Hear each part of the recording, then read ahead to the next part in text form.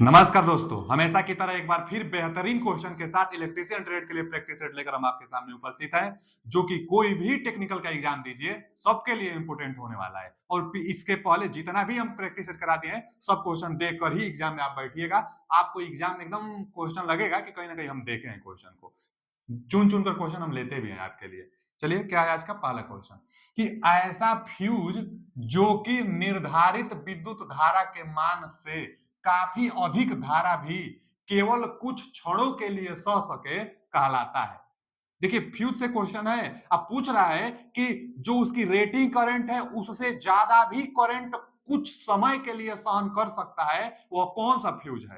तो एक ही फ्यूज है, HRC fuse, high rupturing capacity इसका फुल फॉर्म भी होता है। तो जो HRC फ्यूज होता है बच्चा, यह ना 1.5 गुना जितना के लिए रेटिंग फ्यूज यह बनाई गई होगी, जैसे आपके घरों में भी फ्यूज होता है। अब फ्यूज क्या होता है, उसका रेटेड कुछ ना कुछ मान होगा कि भैया 10 एम्पियर तक करंट को सहन करेगा, 11 एम्पियर जैसे होगा फ्यूज गल जाएगा। लेकिन HRC फ्यूज ऐसा है कि अगर 10 एम्पियर के लिए डिजाइन किए हैं तो 15 एम्पियर भी आ जाएगा तो कुछ समय के लिए सहन करेगा, उसके बाद ज्यादा देर तक रहेगा तो उसके बाद यह गल जाएगा।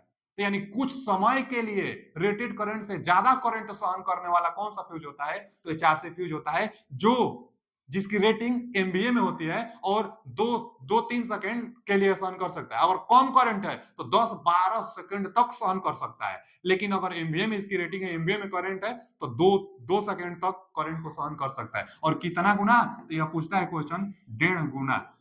1.5 गुना तक करंट को सहन कर सकता है, रेटिंग करंट से ज्यादा तक। तो इसका C option is right answer. काफी अधिक धारा भी केवल कुछ क्षण के लिए सहन कर सकता है। चलिए आगे चलते हैं। अगला क्वेश्चन क्या है कि भू संपर्कन को क्या कहते हैं? ग्राउंडिंग कहते हैं ना हम लोग, अर्थिंग कहते हैं। तो भू संपर्कन निम्नलिखित की सुरक्षा के लिए आवश्यक है। मानव की सुरक्षा के लिए, मानव की सुरक्षा के लिए भैया अर्थिंग किया ही क्यों जाता है? ताकि आपको शॉक न लगे, आपको झटका न लगे, आपको करंट न लगे। तो मानव की सुरक्षा के लिए और इक्विपमेंट की भी सुरक्षा के लिए भू अर्थिंग की जाती है। तो C option is right answer. अगला क्वेश्चन क्या है कि वर्ग ए, क्लास ए के रोधक मतलब क्लास ए इंसुलेशन के लिए अधिकतम सुरक्षित तापक्रम क्या होता है? याद किए होंगे ना, कई बार हम करा भी चुके हैं कि YAEBFHC सबसे ज्यादा टेम्परेचर क्लास सी और सबसे कम क्लास वाई टेम्परेचर सहन कर सकता है। यह इंसुलेशन का टाइप है। और ए के लिए पूछा है तो यह कितना से शुरुआत होता है? 90 अंश तक ये करता है, 105 अंश तक ये करता है, 90 105, यह 120 तक करता है, 135, कभी कभी 130 देता है। जैसे 130 दिया है ना, तो किसके लिए दिया है? यह दिया है बी के लिए। और एफ के लिए कितना होता है बच्चा? 155, 150, 155, 150। उसके बाद एच जो होता है 180, 180 से ज्यादा अगर चाहिए टेम्परेचर तो सी। तो यहाँ पर पूछा था क्लास ए के लिए, तो क्लास ए के लिए 105, क्लास ए के लिए 105। चलिए आगे चलते हैं।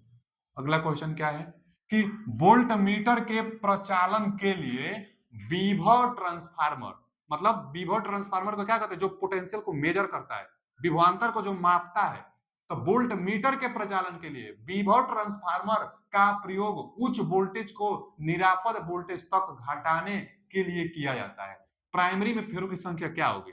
आप समझिए, इंस्ट्रूमेंट ट्रांसफार्मर दो प्रकार से होता है, एक होता है सीटी, एक होता है पीटी। सीटी मतलब करंट ट्रांसफार्मर और पीटी मतलब पोटेंशियल ट्रांसफार्मर। यहां पूछा भी है आपसे पोटेंशियल ट्रांसफार्मर। अच्छा, जो सीटी होता है स्टेप अप ट्रांसफार्मर की तरह बिहेवियर करता है, जो पीटी होता है, जो पोटेंशियल ट्रांसफार्मर होता है, स्टेप डाउन ट्रांसफार्मर की तरह बिहेवियर करता है। क्यों? याद भी कैसे रखेंगे आप? तो जो पोटेंशियल ट्रांसफार्मर है यह वोल्टेज को मेजर करेगा, हाई वोल्टेज को मेजर करेगा। तो हाई वोल्टेज को लो करके मेजर करता है। तो जब हाई वोल्टेज को लो करके मेजर करेगा, तो हाई को लो वोल्टेज कर रहा है तो स्टेप डाउन है ना ट्रांसफार्मर हुआ। तो potential transformer step down transformer होता है। तो स्टेप डाउन जब ट्रांसफार्मर है तो सेकेंडरी में टर्न कम होगा, प्राइमरी में टर्न की संख्या ज्यादा होगी, क्योंकि स्टेप डाउन है। यही पूछा है प्राइमरी में फेरों की संख्या क्या होगी? तो प्राइमरी में फेरों की संख्या ज्यादा होगा, प्राइमरी में फेरों की संख्या ज्यादा, सेकेंडरी में फेरों की संख्या से अधिक होगा। सही बोल रहा है, बी ऑप्शन सही इसका है कि भैया प्राइमरी में फेरों की संख्या सेकेंडरी में फेरों की संख्या से ज्यादा होगा। क्यों? क्योंकि विभव ट्रांसफार्मर स्टेप डाउन ट्रांसफार्मर के अंतर्गत आता है, जो कि पैरेलल में प्रयोग किया जाता है, वोल्टेज को मेजर करता है। आगे, लघु पिच कुंडलन माने शॉर्ट पिच बाइंडिंग अल्टरनेटर में क्या हानि होता है। अगर 60 पिच बाइंडिंग करेंगे तो अल्टरनेटर के लिए हानि क्या होगा? आप जानते होंगे कि 60 पिच बाइंडिंग क्यों किया जाता है? तो हार्मोनिक्स को कम करने के लिए। हार्मोनिक्स के कारण वोल्टेज इंड्यूस जो होता है वह कम इंड्यूस हो पाता है। तो 60 पिच बाइंडिंग करेंगे तो हार्मोनिक्स कम होगा। हम लोग चाहेंगे कि हार्मोनिक्स कम हो जाए। एक घाटा है कि वोल्टेज का मान इंड्यूस वोल्टेज का मान घट जाता है, वोल्टेज कम हो जाता है, लेकिन हार्मोनिक्स भी कम होता है। और हार्मोनिक्स करने के लिए कितना अंश 60 पिच किया जाता है? तो 180 बटा में nth नंबर, जिस नंबर का हार्मोनिक्स समाप्त करना है 180 में भाग दीजिए, उतना अंश आप 60 कर देंगे तो हार्मोनिक्स समाप्त होगा। तो ये फायदा है हमारे लिए। हानि पूछा है कि 60 पिच बाइंडिंग से क्या हानि है? तो हानि यही है कि वोल्टेज इंड्यूस कम होता है, कुल वोल्टेज कम होगी, यही हानि है। तो इस क्वेश्चन के अनुसार सही ऑप्शन तो सी हुआ, क्योंकि आपसे हानि पूछा था। 60 पिच करेंगे तो हानि क्या होगी? तो वोल्टेज कम उत्पन्न होती है, यही हानि हुई। हार्मोनिक्स कम होता है, बात तो सही है, लेकिन यह लाभ है हमारे लिए। लाभ नहीं पूछा है आपसे, हानि पूछा है। लाभ यह है कि हार्मोनिक्स कम हो गई, हम यही चाहते भी हैं। तो हार्मोनिक्स कम हो गई, लाभ है। और यहाँ हानि पूछा था तो C option is right answer. अगला क्वेश्चन क्या है कि सिंक्रोनस मोटर आमतौर से निम्नलिखित पर प्रचालित होता है। सिंक्रोनस मोटर है, सिंक्रोनस मोटर का प्रयोग पावर फैक्टर सुधारने में किया जाता है। सिंक्रोनस मोटर पावर फैक्टर सुधारेगा तभी जब लीडिंग पावर फैक्टर पर होता है, इसलिए सिंक्रोनस मोटर को ज्यादातर लीडिंग पावर फैक्टर पर चलाई जाती है। तो synchronous motor leading power factor पर चलाई जाती है, B option is right answer. कोई पूछ भी सकता है आपसे कि सिंक्रोनस मोटर ज्यादातर किस पावर फैक्टर पर चलता है? तो भैया लीडिंग पावर फैक्टर पर। Induction motor lagging power factor पर चलता है। तो लीडिंग पावर फैक्टर पर synchronous motor self started motor नहीं होता है, डबली एक्साइटेड मोटर भी इसको कहते हैं। अगला क्वेश्चन क्या है कि बाइंडिंग के किस परीक्षण के लिए खोजी कुंडली माने सर्च क्वाइल विधि अपनाई जाती है? क्वाइल सर्च विधि, पोलैरिटी टेस्ट, पोलैरिटी टेस्ट से ही पता चलेगा ना क्वाइल का। तो वही सर्च क्वाइल विधि अपनाई जाएगी तो पोलैरिटी टेस्ट में। C option is right answer. टीज2 का क्वेश्चन है ये सब, टीज2 में ऐसा ही क्वेश्चन आएगा। पढ़िए जवाब मारिए, पढ़िए जवाब मारिए। न्यूमेरिकल भी आएगा तो छोटा छोटा न्यूमेरिकल भी आता है। आगे क्या है, यदि किसी मोटर बाइंडिंग में प्रति फेज प्रति पोल प्रति फेज कुंडलियों की संख्या एक हो तो क्या कहलाता है? प्रति पोल प्रति फेज एक ही क्वाइल हो तो इसको कॉन्सेंट्रिक बाइंडिंग कहते हैं ना। जैसे सिंगल फेज जो मोटर होता है ज्यादातर कॉन्सेंट्रिक बाइंडिंग ही की जाती है। जैसे पूछ सकता है कि सीलिंग फैन में कौन सी बाइंडिंग की जाती है, तो कॉन्सेंट्रिक बाइंडिंग, जो एक पोल होता है ना उसी में पूरा टर्म लपेट दी जाती है। तो प्रति पोल प्रति फेज एक ही बाइंडिंग हो तो उसको कॉन्सेंट्रिक बाइंडिंग कहते हैं, डिस्ट्रीब्यूटेड बाइंडिंग नहीं कहेंगे। डिस्ट्रीब्यूटेड में तो बाइंडिंग डिस्ट्रीब्यूट रहती है, कूलिंग करना आसान होता है डिस्ट्रीब्यूटेड में। कंसंट्रिक में कूलिंग करना आसान भी नहीं होता है, इसीलिए उस हिसाब से उसकी जो साइज होगी बढ़ते क्रम में की जाती है कि कूलिंग थोड़ा पॉसिबल हो पाए। कूलिंग करना कठिन होता है कंसंट्रिक बाइंडिंग में। तो कंसंट्रिक बाइंडिंग सिंगल फेज के लिए किया जाता है, प्रतिपोल प्रति फेज एक ही बाइंडिंग होता है, concentrate binding. C option is right answer.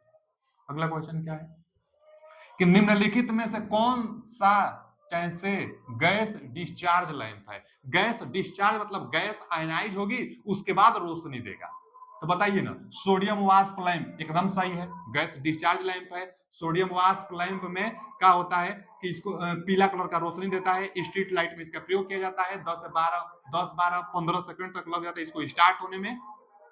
Sodium वाष्प लैंप गैस डिस्चार्ज लैंप के अंतर्गत आता है। अब हाई प्रेशर उच्च दाब मतलब हाई प्रेशर मरकरी वाष्प लैंप, तो मरकरी हाई प्रेशर मरकरी वाष्प लैंप जो होता है यह भी गैस डिस्चार्ज लैंप होता है। यह ब्लू कलर का नीला कलर का रोशनी देता है। यह 5 मिनट का समय लेता है, 10 से 15 मिनट 5 मिनट का समय लेता है स्टार्ट होने में। और इसका प्रयोग भी वर्टिकली रूप से पार्क में कर सकते हैं। फिर आगे निम्न दाब मरकरी वाष्प लैंप आज दे दिया ना, ये भी गैस डिस्चार्ज लैंप है। तो इनमें से सभी होगा इसका आंसर। कौन सा option? D option is right answer. आप ऑप्शन लगाइएगा डी, क्योंकि इनमें से सभी जवाब होगा ना, क्योंकि सभी के सभी गैस डिस्चार्ज लैंप है। फ्लोरोसेंट लैंप देता तो वो भी फ्लोरोसेंट लैंप भी गैस डिस्चार्ज लैंप होता है। आगे निम्न तनन केबल की वोल्टता होती है। ये बचा, निम्न तनन मतलब क्या पूछ दिया? लो टेंशन पूछ दिया। कभी कभी एचटी पूछ देता है, हाई टेंशन। इंटरव्यू में तो इसका फुल फॉर्म भी पूछ दिया जाता है कि एचटी एलटी का मतलब क्या होता है। तो एचटी मतलब लो टेंशन, इसको कई बार लो प्रेशर भी बोला जाता है, हाई प्रेशर भी बोला जाता है। या वोल्टेज रेटिंग होगा, अभी अब बता रहे हैं आपको। तो एलटी एचटी और एक्स्ट्रा हाई टेंशन एक होता है, यही तीन सबसे ज्यादा पूछा जाता है। तो यह 1 केवी नहीं तो 1000 वोल्ट देता है। तो एलटी जो होता है, एलटी लाइन लो टेंशन लाइन चाहे लो प्रेशर लाइन, वो मैक्सिमम 1000 वोल्ट तक होता है। डिस्ट्रीब्यूटेड जो होता है सब एलटी कहलाता है।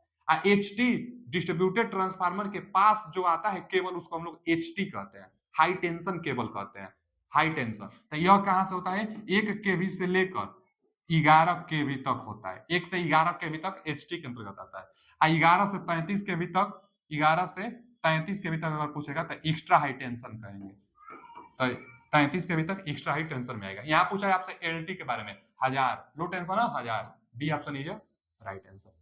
पूछ लेता है ये क्वेश्चन।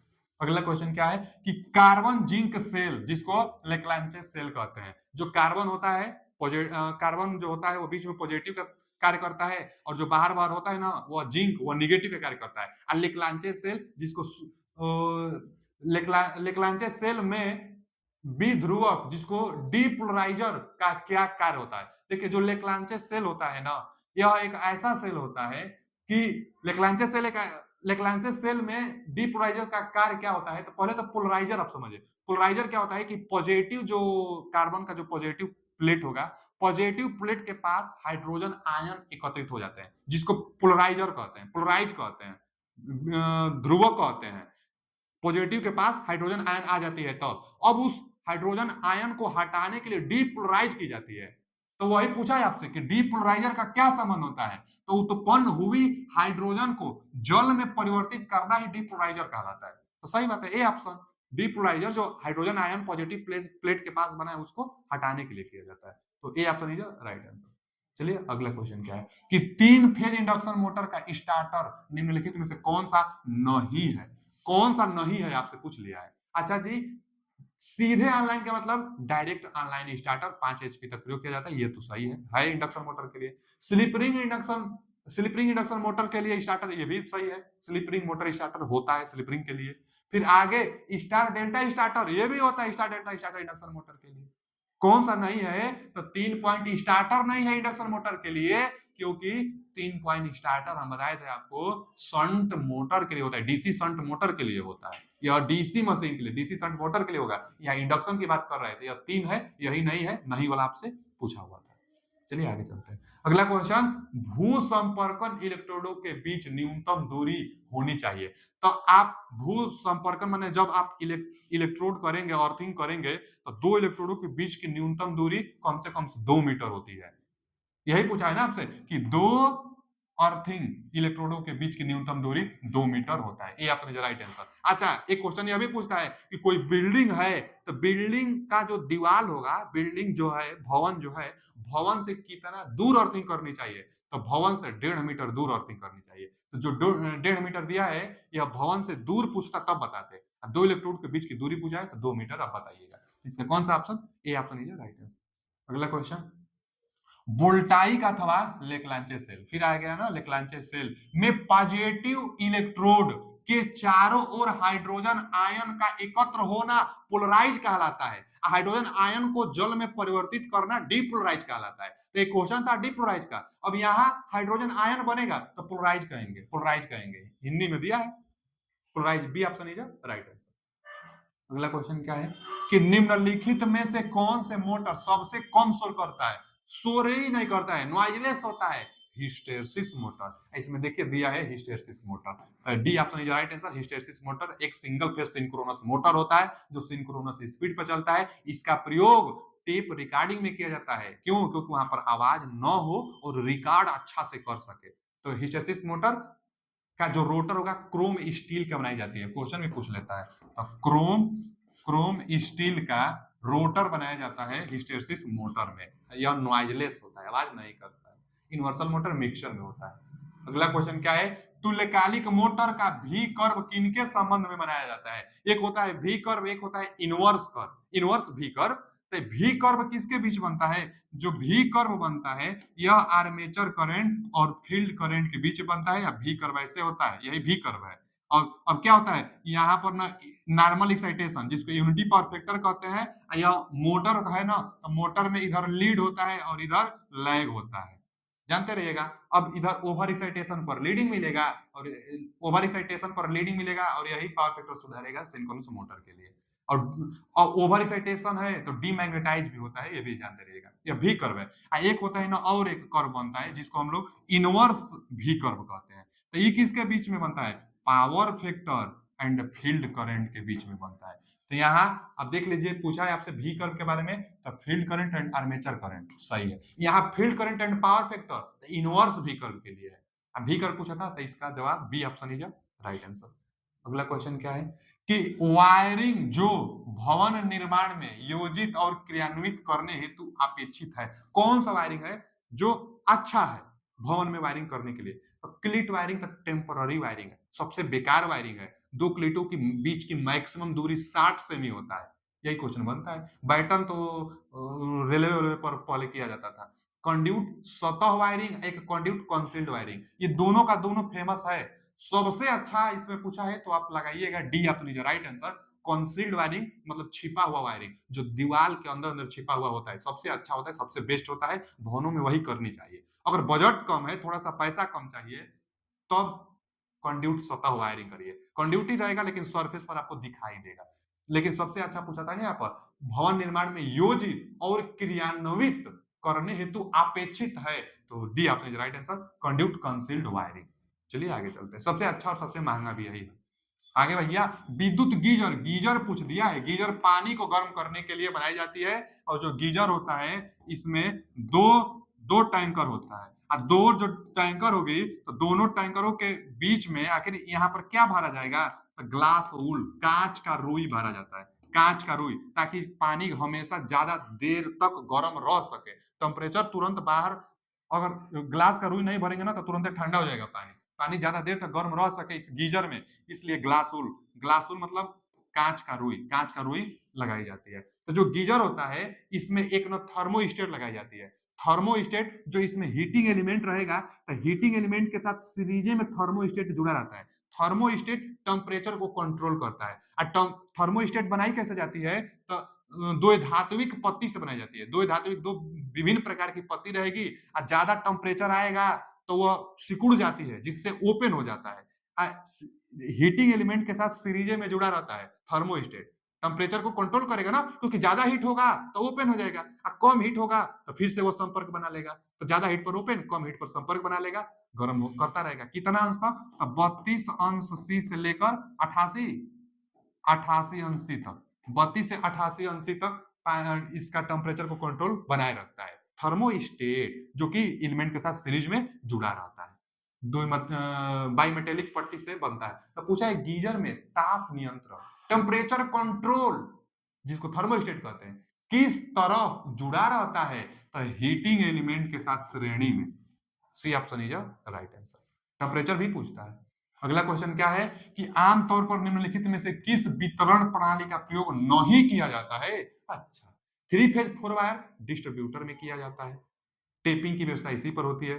आरवाईबी 3 फेज एक न्यूट्रल वायर होता है। ठीक है, ये तो होता है। 3 फेज 3 वायर ये भी ट्रांसमिशन लाइन में होता है। 3 phase 3 wire secondary primary distribution भी होता है 3 फेज 3 वायर में, आरवाईबी ये भी होता है। सिंगल फेज 3 वायर ये भी होता है। सिंगल फेज एक तो फेज वायर, एक न्यूट्रल और एक अर्थिंग। सिंगल फेज 3 वायर होता है, एक फेज, एक न्यूट्रल और एक अर्थिंग। अच्छा, सिंगल फेज 4 वायर नहीं होता है। आपसे पूछा है कौन सा नहीं होता है, तो D option is right answer. यही कोई कनेक्शन नहीं है, वायरिंग का कोई प्रकार नहीं है, ट्रांसमिशन लाइन में डिस्ट्रीब्यूशन का कोई प्रकार नहीं है, तो इसके लिए D option is right answer. Earthing का कलर पूछ लेता है तो हरा, न्यूट्रल का पूछ लेता है तो काला। आगे, दो संचरण तारों के बीच कोरोना होता है, कोरोना इफेक्ट कब होगा? कोरोना इफेक्ट हाई वोल्टेज रहेगा तभी ना होगा। देखिए ना, इसमें हाई वोल्टेज, उच्च विभवांतर माने हाई वोल्टेज दिया, जब हाई वोल्टेज रहेगा तब कोरोना इफेक्ट होगा।